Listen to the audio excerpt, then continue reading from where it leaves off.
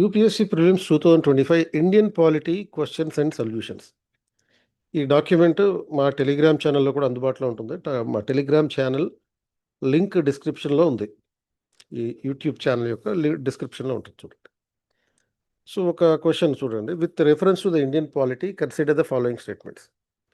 This is about the ordinance. An ordinance can amend any central act. An ordinance can abridge a fundamental right. An ordinance can come into effect from a back date. So ఈ 3 స్టేట్మెంట్లు ఇచ్చి which of the statements given above are correct? 1 and 2 only, 2 and 3 only, 1 and 3 only. So 1, 2 and 3. So ఇక్కడ answer C అవుతుంది. ఎందుకని C అవుతుంది? అసలు ordinance అంటే ఏంటి? ఆర్డినెన్స్ అనేది మనకు తెలుసు. ఆర్టికల్ 123 ప్రకారం ప్రెసిడెంట్, 213 ప్రకారం గవర్నర్లు జారీ చేసేది. ప్రెసిడెంట్ అయితే పార్లమెంటు సమావేశంలో లేనప్పుడు, గవర్నర్ అయితే రాష్ట్ర శాసనసభ సమావేశంలో లేనప్పుడు ఈ ఆర్డినెన్స్లు ఇష్యూ చేస్తారు. సో దాని ప్రకారం ordinance is an order issued by the executive having the legislative effect. అంటే ఒక పార్లమెంటు చట్టం ఎంత ఎఫెక్ట్ అయితే కలిగి ఉంటుందో ఈ ఆర్డినెన్స్కి కూడా అంతే ఎఫెక్ట్ ఉంటుంది, అంతే ప్రభావం ఉంటుంది. సో వీటిలో సపోజ్ స్టేట్మెంట్ 1 ఏంటి? Ordinance can amend any central act.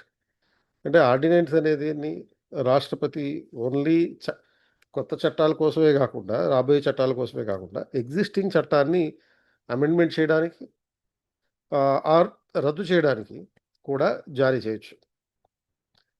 అంటే ఇది ఈ ప్రొవిజన్ హెన్రీ 8th క్లాజ్ అని అంటారు. So therefore ordinance can amend or repeal any existing central act. ఇలాంటి ప్రొవిజన్ని హెన్రీ 8th క్లాజ్ అని అంటారు. It cannot override the constitution itself. So constitutional amendment కోసం మాత్రం ఆర్డినెన్స్ జారీ చేయకూడదు. ఓన్లీ సాధారణ చట్టాల కోసం మాత్రమే ఆర్డినెన్స్ జారీ చేయాలి. చట్టాలని అమెండ్మెంట్ చేయడానికి జారీ చేయొచ్చు. కాబట్టి statement 1 correct. Statement 2 ordinance can abridge the fundamental rights. ఇది తప్పు. ఎందుకంటే మనకి ఆర్టికల్ 13 తర్వాత ఆర్టికల్ 32 ఈ రెండింటినీ కలిపి చదువుతాం కాబట్టి.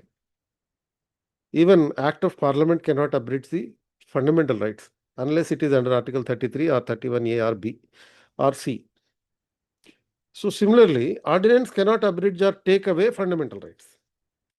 ఒక చట్టానికే ఆ సామర్థ్యం అవకాశం లేనప్పుడు ఇక ఆర్డినెన్స్కి అవకాశం ఉండదు. అంటే ప్రాథమిక హక్కులు ఉల్లంఘించే అవకాశం ఉండదు.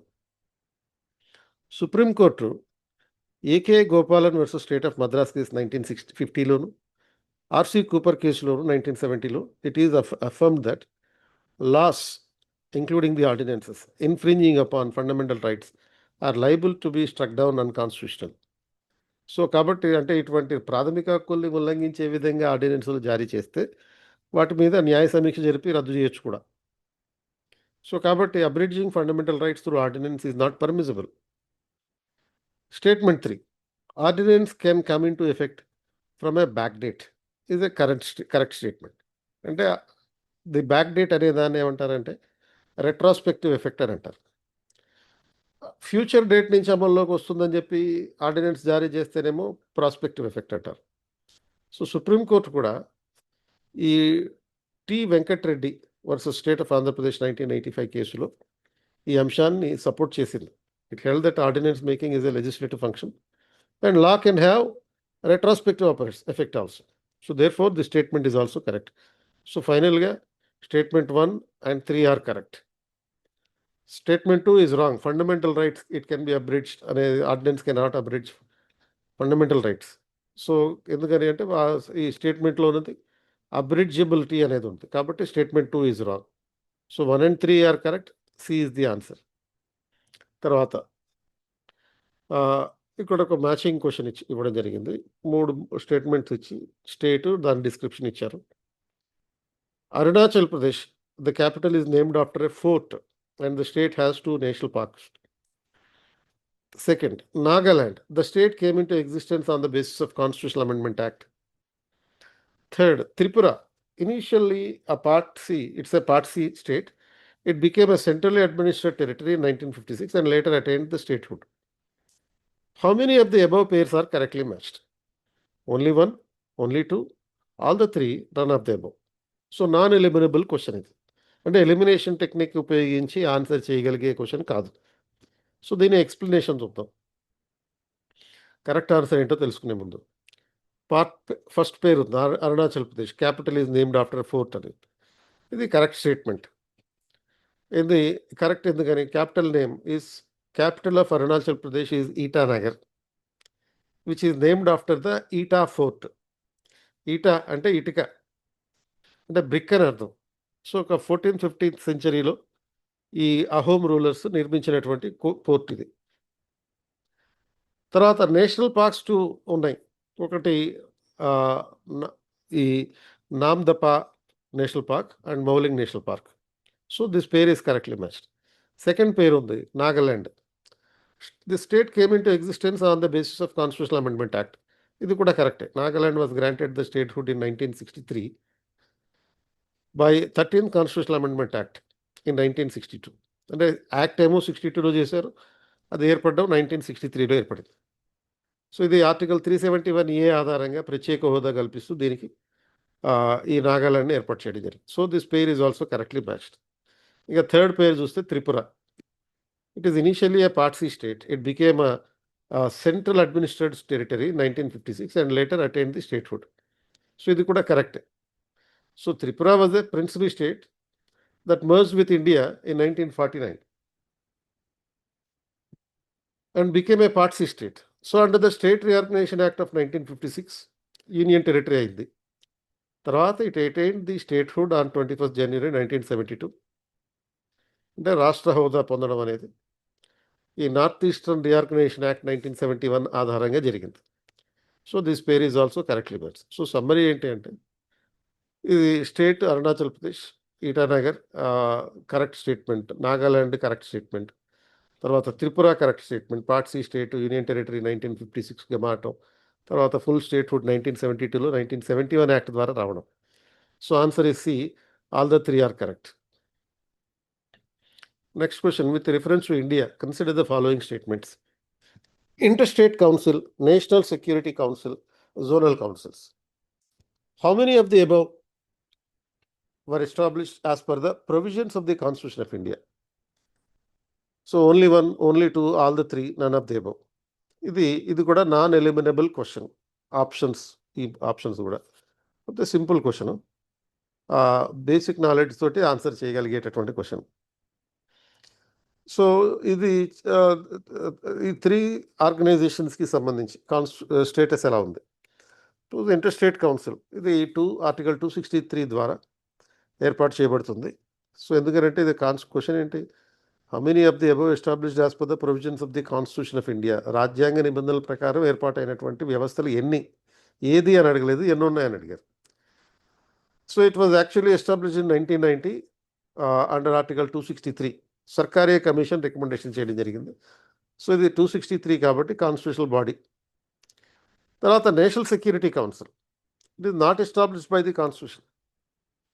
It is an executive body established in 1998 by the Cabinet Secretariat to advise the Prime Minister on strategic and security matters. So ఇటువంటి NSC is not a constitutional body, executive body. రాజ్యాంగ నిబంధనల ద్వారా రాలా. జోనల్ కౌన్సిల్స్, సో ఇవి 1956 state reorganisation act ద్వారా వచ్చినాయి. So ఈ zonal councils అనేవి మొత్తం north, south, east, west, central జోన్స్గా ఉంటాయి. అండ్ ఇంకొకటి 1971లో నార్త్ ఈస్టర్న్ కౌన్సిల్ అనేది ఏర్పాటైంది, కానీ ఇది జోనల్ కౌన్సిల్ స్కీమ్లో భాగం కాదు. So north different act that is enacted in act of 1971. So zonal councils are statutory but not constitutional. So ఇటువంటి నేపథ్యంలో ఈ 3 సంస్థలకి సంబంధించి వివరణ ఏంటి? Inter state council article 262 is a constitutional body. National security council 1998లో ఎగ్జిక్యూటివ్ రిజల్యూషన్ ఆధారంగా ఏర్పాటు చేశారు, executive body. Zonal councils 1956 state reorganisation act ద్వారా ఏర్పాటు చేశారు, స్టాట్యుటరీ బాడీ. కాబట్టి రాజ్యాంగం ద్వారా ఏర్పడింది ఓన్లీ వన్. ఎన్ని ఏర్పడ్డాయి? ఒకటే. ఏది? Inter-state council. Answer A. Next, consider the following statements. The Constitution of India explicitly mentions that in certain spheres of CS, the governor of a state acts in his own discretion. The President of India can, of his or her own, reserve a bill passed by a state legislature for his consideration without it being forwarded by the governor of the state concerned. So, which of these statements given above are correct? One only, two only, both one and two, neither one and two. ఈ రెండిట్లో ఏది correct అని అడుగుతున్నారు. Answer is one. Answer is A, one only. Explanation చూస్తాం. First statement, constitution of India explicitly mention that certain spheres of a governor of a state acts in his own discretion. Correct statement. ఇది article 163లో ఉంటుంది, స్పెసిఫిక్గా ఉంటుంది. గవర్నర్కి విచక్షణాధికారం ఉంటుంది అనే విషయం. అంటే ఈ స్పెసిఫిక్గా ఈ క్వశ్చన్ ఎందుకు అడిగి ఉండొచ్చు అంటే, లాస్ట్ ఇయర్ గవర్నర్లకు సంబంధించి చాలా వివాదాలు అయినాయి. ఆ నేపథ్యంలో హిందూ లాంటి పేపర్లో కూడా ఎడిటోరియల్లో తప్పులు రాశారు, governor cannot act in his own discretion అని చెప్పి. కానీ ఆ సందర్భంగా నేను ఆ ఆర్టికల్ చదివినప్పుడు ప్రత్యేకంగా దాని మీద ఒక వీడియో కూడా చేశాను, ఇటువంటి తప్పులు రాయకూడదు హిందూ పేపర్ లాంటి వాళ్ళని. ఈ మధ్యన హిందూ పేపర్లో కావాలని ఇలాంటి తప్పులు రాస్తున్నారు అనుకోండి. సో ఈ ఆర్టికల్ 163లో ఏముంది? There shall be a council of ministers with chief minister at the head to aid and advise the governor except in so far as by or under this constitution required to exercise his functions or any of them in his discretion. తన విచక్షణాధికారం ఆధారంగా వ్యవహరించవచ్చు అనేది ఎక్స్ప్లిసిట్గా ఉంది. ఎలాంటి సందర్భాల్లో? Article 200 ప్రకారం ఒక బిల్లుని, రాష్ట్ర బిల్లుని గవర్నర్ రాష్ట్రపతి ఆమోదం కోసం పంపినప్పుడు, తర్వాత ఆర్టికల్ 356 ప్రకారం ఒక ప్రెసిడెంట్ రూల్ ఇంపోజ్ చేయమని చెప్పి ప్రెసిడెంట్కి ఒక రిపోర్ట్ పంపించినప్పుడు ఇది కంపల్సరీగా జరుగుతుంది. దీంతో పాటు రికమెండింగ్ ద ప్రెసిడెంట్స్ రూల్ అని అంటాం, appointing the chief minister when no party is having a clear majority. Supreme court Shamsher Singh versus state of Punjab 1974 అనే కేసులో కూడా it made a clarification that the governor must act on aid and advice except where constitution permits the discretion అని చెప్పింది. So the statement is correct. Statement 2, President of India can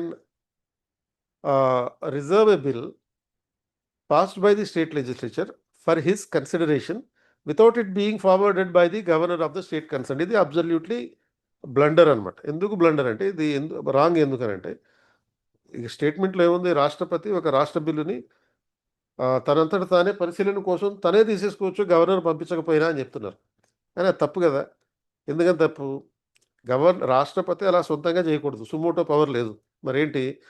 article 200 ప్రకారం governor దగ్గరికి ఒక bill వచ్చినప్పుడు governor దాన్ని ఆమోదించాలి, లేకపోతే రాష్ట్రపతికి పంపించాలి. అప్పుడు ఆర్టికల్ 201 ప్రకారం ఇది రాష్ట్రపతికి పంపడం జరుగుతుందన్నమాట. పంపించినప్పుడు రాష్ట్రపతి ఏం చేస్తాడో తర్వాత విషయం. అంటే దాన్ని అప్రూవ్ చేయొచ్చు, సుప్రీంకోర్టు సలహా కోసం పంపించవచ్చు, రిజెక్ట్ చేయొచ్చు. So state legislature bill pass చేస్తుంది, గవర్నర్కి పంపిస్తుంది ఆర్టికల్ 200 ప్రకారం. అండ్ ఆర్టికల్ 201 ప్రకారం గవర్నర్ అవసరం అయితే ఆ బిల్లుని రాష్ట్రపతి ఆమోదం కోసం పంపించవచ్చు. Hence president can act on a state bill only after it is reserved and forwarded by the governor, not on his own. కాబట్టి ఈ రెండు స్టేట్మెంట్ల సమ్మరీ ఏంటి? స్టేట్మెంట్ 1 కరెక్టే, స్టేట్మెంట్ 2 తప్పు. సో కాబట్టి ఫైనల్ ఆన్సర్ ఏ, 1 ఓన్లీ. తర్వాత ఇంకో క్వశ్చన్ మ్యాచింగ్ లాంటిది. Consider the following pairs, 2 pairs ఇవ్వడం జరిగింది. Separation of judiciary from executive, directive principles of state policy. కరెక్టా కాదా? Preserving the heritage of composite culture, fundamental duties. కరెక్టా, మ్యాచ్ అయిందా కాదా? Prohibition of child labour under age of 14 years, fundamental rights. కరెక్టా కాదా? ఈ 3 స్టేట్మెంట్లు. How many of the above pairs are correctly matched? Only 1, only 2, all the 3, none of the above. ఇది కూడా non ఎలిమినబుల్ క్వశ్చనే. సో నాన్ ఎలిమినబుల్ క్వశ్చన్ అంటే మనం elimination చేయడానికి అవకాశం లేనటువంటిది. దీనికి ఎక్స్ప్లెనేషన్ ఏంటి? ఫస్ట్ పేర్ కరెక్ట్, ఎందుకంటే separation of judiciary from executive ఎక్కడ ఉంది? మనకి ఆర్టికల్ 50లో వస్తుంది, డైరెక్టివ్ ప్రిన్సిపల్స్ ఆఫ్ స్టేట్ పాలసీలో ఆర్టికల్ 50 ద్వారా వస్తుంది. తర్వాత పేర్ 2 కాబట్టి అది కరెక్ట్. సెకండ్ పేర్ కూడా కరెక్టే, preserving the heritage of composite culture, fundamental duties. మనకి ఫండమెంటల్ డ్యూటీస్లో ఆర్టికల్ 51AF అంటే 6వ ప్రాథమిక విధి ఏమని చెప్తుంది? It shall be the duty of every citizen of India to value and preserve the rich heritage of our composite culture అని చెప్పి. So this duty was added by the 42nd amendment 1976. అంటే మొత్తం ఈ 10 ప్రాథమిక విధులు. ఆ తర్వాత 86 అమెండ్మెంట్ ద్వారా 11th ఫండమెంటల్ డ్యూటీ వచ్చింది, అది వేరే. కాబట్టి ఇది correct match. Part pair 3 prohibition of child labour under age of 14 years fundamental రైట్స్లో ఆర్టికల్ 24లో ఉన్నటువంటి ప్రొవిజన్ ఇది. So children below the age of 14 years shall not be employed in the hazardous employment. ఇది కాబట్టి ఇది correct statement. So final answer is C, all the 3 are correct. So ఈ సింపుల్గా చెప్పాలంటే separation of judiciary from executive direct ప్రిన్సిపల్స్లో article 50. Preserving the composite culture of the nation is the fundamental duty for every citizen under article 51A(f). Prohibition of child labor to the below 14 years of age, fundamental rights under article 24. So all the 3 are correct.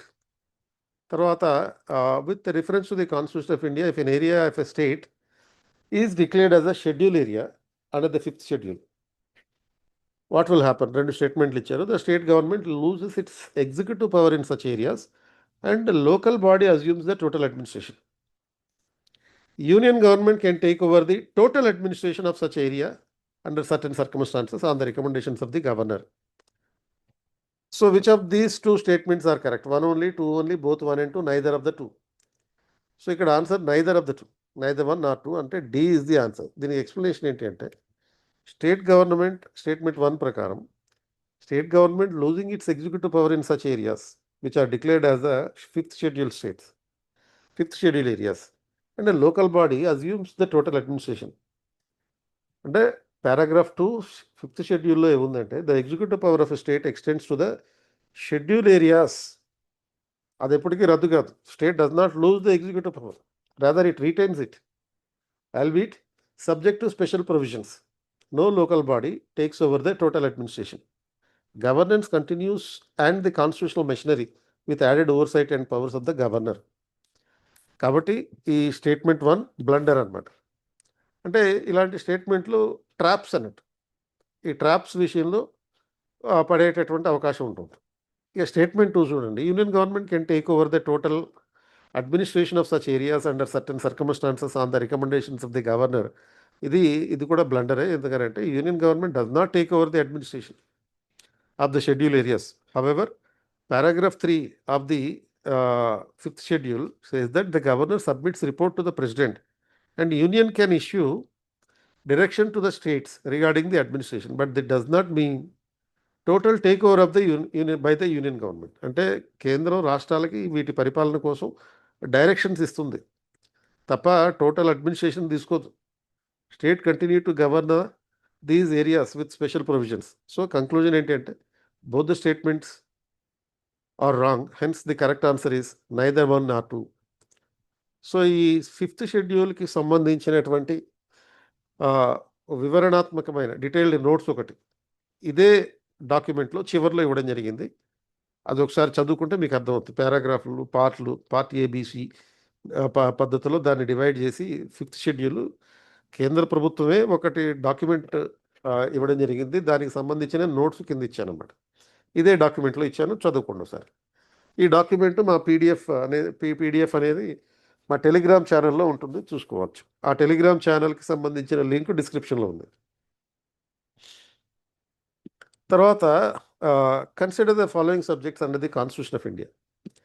List 1 union list, 7th schedule. 2nd, extent of the executive power of state. 3rd, conditions of the governor's office. For a constitutional amendment with respect to which of the above, ratification by the legislature of not less than 1/2 of the states is required. అంటే ఈ 3 విషయాల్లో ఏమైనా రాజ్యాంగ సవరణ చేయదలుచుకుంటే కనీసం సగం రాష్ట్రాల ఆమోదం ఉండాలి. 1 and 2 only, 2 and 3 only, 1 and 3 only, 1, 2 and 3. D is the answer. అన్నిటికీ ఉండాలి. ఎందుకని యూనియన్ లిస్ట్లో అని కాదు ఇక్కడ మ్యాటరు. మొత్తం 7th షెడ్యూల్లో ఏ మార్పులు తీసుకురావాలన్నా పార్లమెంట్ అప్రూవల్ ఉండాలి, అలాగే రాష్ట్ర శాసనసభల ఆమోదం సగం ఉండాలి. So according to article 368 of the Indian constitution, some constitutional amendment require only the parliament approval, simple మెజారిటీతో అప్రూవ్ చేసేవి. మిగతా వాటికి 1/2 ఆఫ్ ద స్టేట్స్ అప్రూవల్ కూడా కావాలి. సో ఎటువంటి విషయాలంటే మొత్తం ఈ 3 రకాల అంశాలు. ఏది యూనియన్ 7th షెడ్యూల్‌ని అమెండ్మెంట్ చేయాలన్నా, executive power of the state amendment చేయాలన్నా, అండ్ తర్వాత గవర్నర్ ఆఫీస్ అది రాష్ట్రానికి సంబంధించింది కాబట్టి దానికి సంబంధించిన విషయాలు మార్పు చేయాలన్నా. అంటే ఇక్కడ డీటెయిల్‌గా ఇచ్చాను చూడండి. List 1 union list 7th schedule. అంటే union list defines subjects exclusively under the union parliament. Changes affect the distribution of powers. So require the ratification by at least half of the states. కాబట్టి స్టేట్ రాటిఫికేషన్ కావాలి. Extent of the executive power of a state. అంటే executive power of a state relate to their autonomy and authority. So amendments affecting this require ratification by states. తర్వాత conditions of the governor office. Governors are appointed by the president but represent the state as the chief executive in the state. కాబట్టి their conditions impact the state administration. So ratification is required. రాష్ట్ర ప్రభుత్వ అధికారాలను మార్చాలి అంటే రాష్ట్రాల శాసనసభల ఆమోదం అవసరం. So మీకు దానికి సంబంధించిన full constitutional provision article 368 sub class 2లో ఉన్నటువంటి ప్రొవిజన్లో ఈ అంశాలన్నీ ఉన్నాయి, including provisions regarding the governor of a state అనేటటువంటిది. ఇది ఒరిజినల్గా ఆర్టికల్ 368లో ఉన్నటువంటి డిస్క్రిప్షన్. సో ఫైనల్ కంక్లూజన్ ఏంటంటే మూడిటికి రాష్ట్ర శాసనసభల ఆమోదం కావాలి. Correct answer is D 1, 2 and 3. తర్వాత with reference to Indian polity consider the following statements. Governor of a state is not answerable to any court for the exercise of his and performance of the powers and duties. No criminal proceeding shall be instituted against the governor during his tenure. Members of a state legislature are not liable to any proceedings in any court in respect of anything said within the house. So, ఇందులో 1 and 2 only correct, 2 and 3 only correct, 1 and 3 are correct, 1, 2 and 3 are correct. So, answer is 1, 2 and 3 are correct. Statement 1 ఏంటి? Governor of a state is not answerable to any court for the executive and performance of the powers and duties of the state. Correct answer explanation ఏంటి అంటే it is explicitly mentioned in the article 361 of the constitution. రాష్ట్రపతి కానీ గవర్నర్లు కానీ ఎవరికి answerable కాదు, ఏ కోర్టుకి answer చెప్పాల్సిన అవసరం లేదు. కాన్స్టిట్యూషనల్ ఇమ్యూనిటీ అని అంటుంది దీన్ని. Second statement, no criminal proceeding can be instituted or continued against the governor during his tenure of office. ఇది కూడా కరెక్టే. ఆర్టికల్ 361(2)లోనే ఉంది ఈ అంశం కూడా. రాష్ట్రపతి మీద కానీ గవర్నర్ల మీద కానీ ఎలాంటి క్రిమినల్ ప్రొసీడింగ్స్ తీసుకురాకూడదు. సో దీన్ని ఇమ్యూనిటీ ఫ్రమ్ క్రిమినల్ ప్రాసిక్యూషన్ అని అంటారు. తర్వాత statement 3, members of a state legislature are not liable to any proceedings in any court in respect of anything said within the house. అంటే ఇది ఎమ్మెల్యేలకు సంబంధించిన ఇమ్యూనిటీ, అంటే ఒక ప్రివిలేజ్ అనమాట. ఆర్టికల్ 194లో ఎమ్మెల్యేలు ఎమ్మెల్సీలకి ఉన్నటువంటి ప్రివిలేజ్. ఇవి they are similar to article 105 parliament సభ్యులకి ఉన్నటువంటి ప్రివిలేజెస్ లాంటివి ఇవి కూడా. సో ఫైనల్గా కంక్లూజన్ ఏంటి అంటే ఈ 3 ప్రొవిజన్స్ ఆర్టికల్ 361(1), ఆర్టికల్ 361(2) అండ్ 194(2) 3 స్టేట్మెంట్లు కరెక్ట్ ఉన్నాయి. So final answer is D 1, 2 and 3 are correct. So ఒక అనౌన్స్మెంట్, జూన్ 11 నుంచి 15 వరకు మార్నింగ్ 8 నుంచి 9:30 వరకు పిఎస్ఐఆర్ ఆప్షనల్ పేపర్కి సంబంధించి 5 రోజుల పాటు అవగాహన కార్యక్రమాలు ఉన్నాయి. Paper 1 A section B, section A section B, paper 2 section A section B మీద, అండ్ 15th రోజు కాంప్రహెన్సివ్ స్ట్రాటజీ క్లాస్ ఉంటుంది. సో దీనికి అటెండ్ అవ్వాలంటే మీరు ఇక్కడ ఉన్న డిస్క్రిప్షన్లో కాకుండా ఇక్కడ రిజిస్టర్ చేసుకోవచ్చు, ఇక్కడ ఉన్న లింక్ క్లిక్ చేసి. అదేవిధంగా జూన్ 8న ఒక స్కాలర్షిప్ టెస్ట్ నిర్వహిస్తున్నాం, U3 UPSC అన్లిమిటెడ్ ఉత్సవ్ అనే పేరుతోటి. ఈ ప్రోగ్రాంలో ఈ టెస్ట్లో కనుక మీరు సెలెక్ట్ అయితే, మీరు ఒకసారి జాయిన్ అయితే life time access to all our services. ఇందులో క్లాసెస్ ఉంటాయి, ఆన్లైన్ ఉంటాయి, లేకపోతే ఆఫ్లైన్ ఉంటాయి, హైబ్రిడ్ క్లాసెస్ ఉంటాయి. టెస్ట్ సిరీస్ ఉంటుంది, మెంటర్షిప్ గైడెన్స్ ఉంటుంది. సో దీనికి అటెండ్ అవ్వాలంటే కూడా ఇక్కడ ఉన్నటువంటి కీలో డిస్క్రిప్షన్లోనే ఉంటుంది, కాకుండా ఇక్కడ కూడా ఒక లింక్ ఉంది, అది క్లిక్ చేసి రిజిస్టర్ చేసుకోవచ్చు. అలాగే ఫిఫ్త్ షెడ్యూల్‌కి సంబంధించినటువంటి కాంప్రహెన్సివ్ వివరాలు. ఎందుకంటే ప్రతి సంవత్సరం ఫిఫ్త్ షెడ్యూల్ మీద ఒక క్వెషన్ అయితే గ్యారంటీగా వస్తుంది. కాబట్టి దానికి సంబంధించిన వివరాలన్నిటిని ఇక్కడ ఇచ్చాను. కాబట్టి వీటిని కూడా ఒకసారి చదువుకోండి. Best of luck.